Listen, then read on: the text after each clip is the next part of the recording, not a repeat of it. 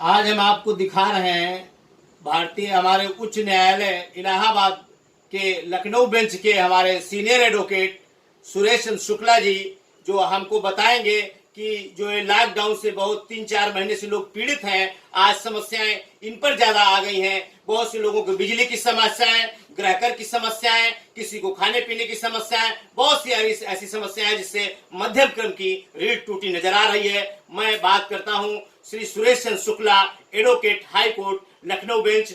शुक्ला जी नमस्कार। नमस्कार। आज बताइए, आप जिस तरीके से आजकल जो बहुत से घरों में मांग हो रही है कि जो चाइनीज मीटर लगे हुए बहुत तेज भाग रहे हैं और फिर से पुराने की मांग उठी हुई है, क्या ये बात सही है? हाँ, देखिए, पहले हम आपको बता दें, हम अपना नाम बता दें। हम Suresh Shukla, advocate, high court, Lucknow. हम आपको बता दें कि चाइनीज मीटर, पहली बात तो जब हमारा चाइना से विवाद चल रहा है और पूरे देश में मांग है, हर व्यक्ति, अमीर गरीब हर व्यक्ति यही कह रहा है कि भाई चाइनीज सामान का बहिष्कार। तो सबसे पहले सरकार को ही चाहिए कि चाइनीज मीटर जो भी हैं उनको तुरंत उखाड़ना चाहिए। दूसरी बात यह है कि बिजली विभाग जो है, पहले पुराने मीटर थे जिससे हम लोग बिल देते थे, उस बिल में मुश्किल से जो खर्चा आता था, किसी का भी सामान्य व्यक्ति का जैसे 500 रुपये बिल आ रहा, आज उसका बिल 1000 रुपये आ रहा है। इतने ज्यादा बिल आने के बावजूद भी बिजली विभाग घाटे में जा रहा है। अब इस समय लॉकडाउन हो गया। लॉकडाउन होने के कारण आदमी को आर्थिक तंगी से हर आदमी परेशान है, आर्थिक से मध्यम वर्ग विशेषकर परेशान है। सरकार मध्यम वर्ग के लिए कोई काम नहीं कर रही है। सरकार ने गरीबों के लिए कोई व्यवस्था कर दी। सरकार भाई अमीर है, अमीर को कुछ ही बात की कोई जरूरत नहीं। अब मध्यम वर्ग के पास बिजली का बिल है, पानी का बिल है, ग्राहक कर है, जीएसटी है, इनकम टैक्स है। इसके अलावा अगर उसने बच्चों को पढ़ाने के लिए लोन लिया है तो उसकी ईएमआई है। घर बनवाने की एक क्यों मध्यम वर्ग का आदमी अपने पास से घर बनवा नहीं सकता, घर बनवाने के लिए लोन लेता है, उसकी ईएमआई है। अगर गाड़ी ली है तो उसकी ईएमआई है। लेकिन सरकार क्या कर रही है, हमें किसी पार्टी संबंध नहीं, हम किसी पार्टी की बात नहीं कर रहे हैं। भाजपा हो, सपा हो, बसपा हो, कांग्रेस हो, सबने यही किया है कि बिजली विभाग को एक ऐसा शेर उन्होंने बना दिया है कि इतनी बिजली का मीटर उनका, बिजली के यूनिट नोट करने वाला उनका आदमी, बिजली के रेट उनके, उसके बावजूद हमारा बिजली विभाग घाटे में। हम लोग इतना पैसा देते हैं, एक एक व्यक्ति हमको देखा जाए कम से कम 10 से 15 हजार रुपये देता है बिजली मीटर, बिजली के बिल। उसके बावजूद बिजली विभाग हर समय घाटे में जा रहा है। इसका कोई तोड़ ही नहीं बता रहे हैं, न कोई हमको रेट बताते हैं, न कोई इसका कोई। सबसे बड़ी बात एक और है कि अगर कहीं विवाद हो जाए तो हम किसी पास जा नहीं सकते।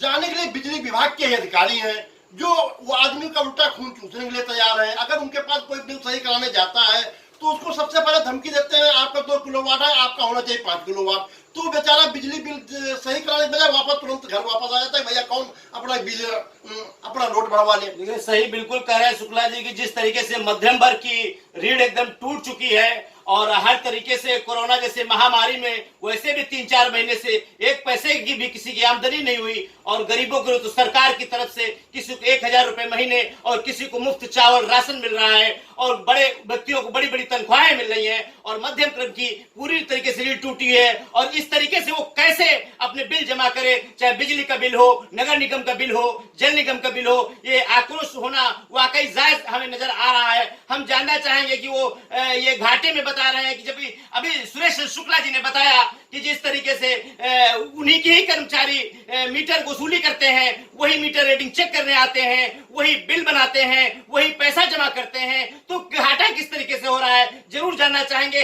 बताइए किस तरीके से ये क्या झूठ बोलते हैं, इसका मतलब कर्मचारी? देखिए, हमको लगता है बिजली विभाग में कहीं कोई सरकार का कंट्रोल नहीं है।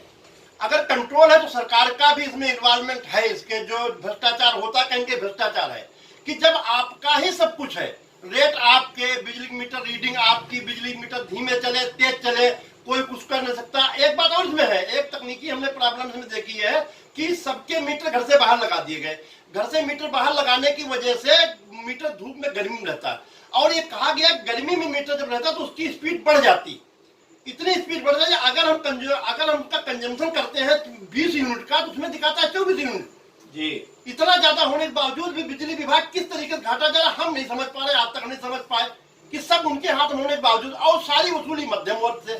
सरकार कोई मध्यम वर्ग के लिए कुछ करना नहीं चाह रही, जब सरकार ये बात सोच रही है कि मध्यम वर्ग से मेरा लाभ नहीं है।